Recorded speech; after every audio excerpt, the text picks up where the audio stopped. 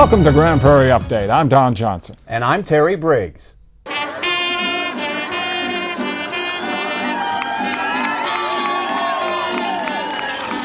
The city ushered in May with its 24th annual Cinco de Mayo celebration, and it began with a parade down Main Street that included more than 1,500 entries. Cinco de Mayo commemorates the defeat of Napoleon's French army by a small group of young soldiers from the Mexican army in 1862.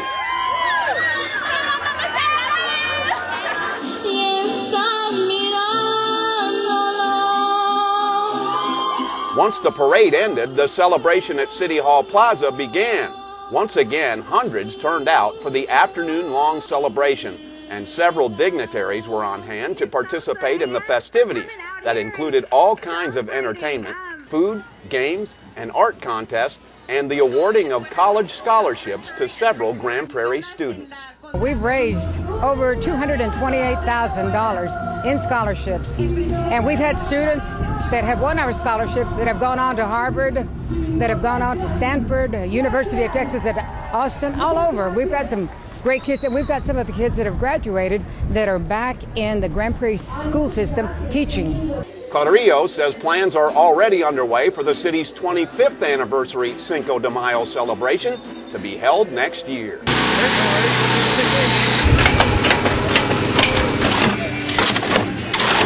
A public-private partnership is building this new playground in Grand Prairie.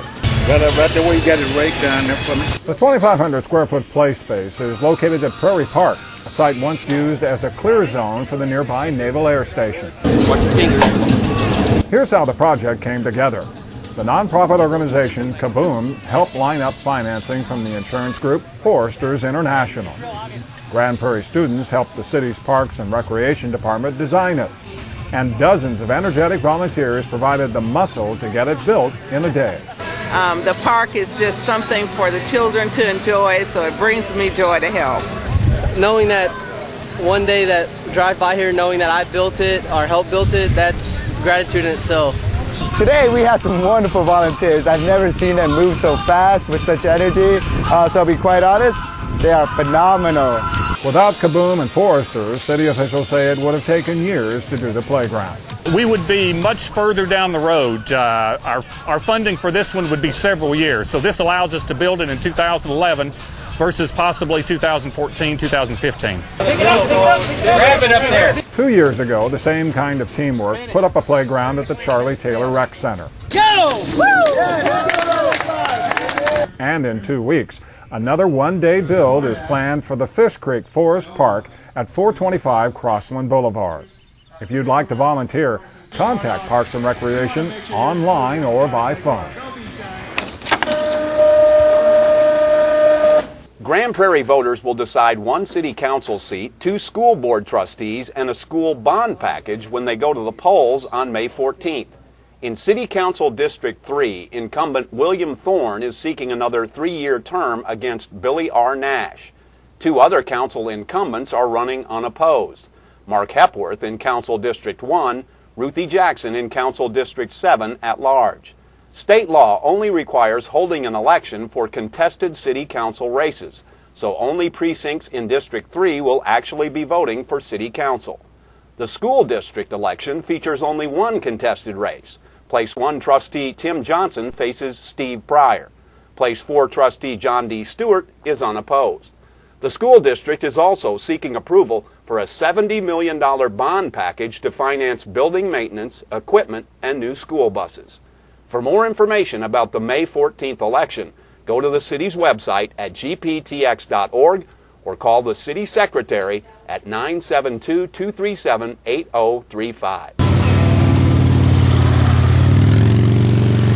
Grand Prairie Police put their skills to the test over the weekend at the first annual JWA Spring Classic Police Motorcycle Rodeo. The Grand Prairie officers competed against nearly 4 dozen other motor cops from across Texas and several neighboring states. On this narrow and winding course, the riders were judged on how fast they could guide their 900-pound machines through the cones without hitting any of them. Officials say officers face similar challenges every day on the street. Avoiding obstacles in the roadways. If they happen to come upon debris or cars that suddenly stop in front of them, the officers will be able to maneuver around them. The rodeo also raised money for the Spokes for Hope organization, which helps provide bicycles to children during the Christmas holidays. First of all, I want to say I appreciate y'all coming out. If something happens and I get a phone call, I get phone calls all the time about guys looking for players. The Grand Prairie Air Hogs were in search of a few good men, and more than 50 showed up for the team's annual open tryout on the eve of the 4th spring training in the club's history. Ready? And although this routine hasn't changed, just about everything else has for the city's professional baseball franchise. The Air Hogs have new owners, a new general manager, and a new field manager, Ricky Van Asselberg, who led the Shreveport-Bossier Captains to the American Association Championship last season.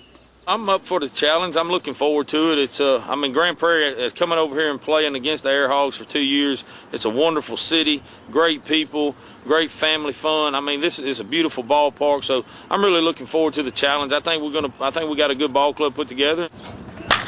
Van Asselberg and company have completely retooled the roster, but he says the team is always in search of new talent, which is the reason for these tryouts each spring. You look for guys with speed or with good arms, and then we'll invite one of them, whichever one we find, we'll bring him into spring training and give him 10 days to try to make our club. Of course, we got a few guys from last year's squad because, Incavilla's done a great job here the last 3 years and put a lot of good teams on the field. And then, he's had a lot of injuries, and, I feel fortunate to have this opportunity and looking forward to doing a good job over here. Spring training gets underway the first week in May, and the Air Hogs open the 2011 season at home on Thursday night, May 12th. For more information, call 972-504-9383 or go online to airhogsbaseball.com.